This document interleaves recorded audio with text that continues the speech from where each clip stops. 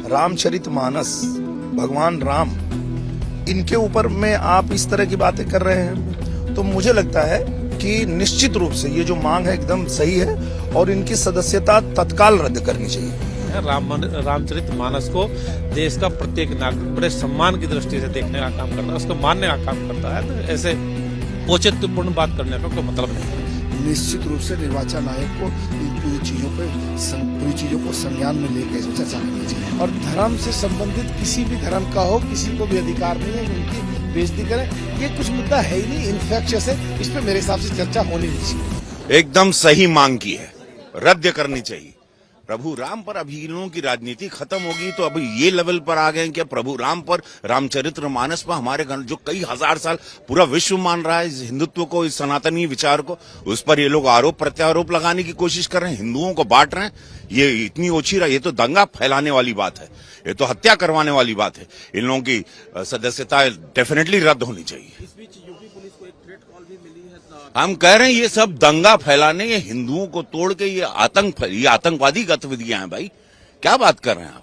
अब तक कर दिया जाना चाहिए था, पता नहीं अब तक क्यों नहीं हुआ, क्योंकि ये लोग वो लोग हैं जो देश में ऐसी राजनीति करते हैं, तुष्टीकरण की राजनीति करते हैं, हमें बांटने की कोशिश करते हैं। और अब तो ये इस स्तर पे उतर गए हैं, ऐसे इनकी सोच इतनी खराब हो गई है कि मुझे लगता है कि अब इनको माफ नहीं करना चाहिए।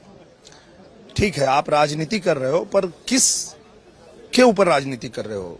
रामचरितमानस, भगवान राम, इनके ऊपर में आप इस तरह की बातें कर रहे हैं, तो मुझे लगता है कि निश्चित रूप से ये जो मांग है एकदम सही है और इनकी सदस्यता तत्काल रद्द करनी चाहिए।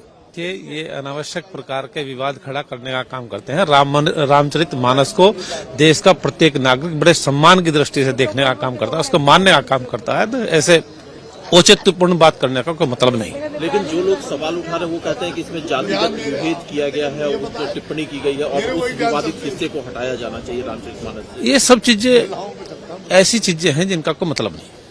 देखिए, जहां एक तरफ उन्होंने पवित्र ग्रंथ का अपमान किया है, विवाद किया है, वहीं साथ साथ समाज में वैमनस्यता बढ़ाने के लिए, अपनी स्वस्ति लोकप्रियता पाने के लिए जिस प्रकार का इन्होंने किया, भाषा का उपयोग किया है, जिस शब्द का उपयोग किया, दुर्भाग्यपूर्ण है।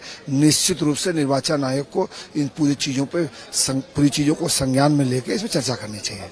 समाजवादी पार्टी में शिवपाल यादव जी राष्ट्रीय महासचिव बने हैं। मुलायम सिंह जी के बाद डिम्पल जी के इलेक्शन में उनको पैर छूकर घर में इका करके लेके आए। उनका अधिकृत बयान आ गया है कि मौर्य जी का निजी बयान है, उनका कोई लेना देना नहीं है।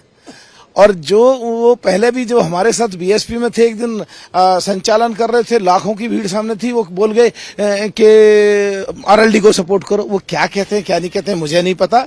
इसको रोल बैक करना चाहिए, अड़ना नहीं चाहिए। और धर्म से संबंधित किसी भी धर्म का हो, किसी को भी अधिकार नहीं है कि उनकी बेइज्जती करें। ये कुछ मुद्दा है ही नहीं, इन्फेक्शियस है, इस पे मेरे हिसाब से चर्चा होनी नहीं चाहिए। अभी चर्चा देश पे हो, चर्चा सदन में हो, चर्चा राष्ट्रपति जी के अभिभाषण पे हो, चर्चा बजट पे हो, चर्चा 8-10 दिन से देश में जो ये अभी अडानी का एपिसोड चल रहा है इस पे हो, जो गरीब लोगों का पैसा LIC में और बैंकों में फंसा पड़ा इस पे चर्चा हो, सदन में चर्चा हो। वो तो बिल्कुल इन्फेक्शियस मुद्दा है, मैं सोचता नहीं इस पर चर्चा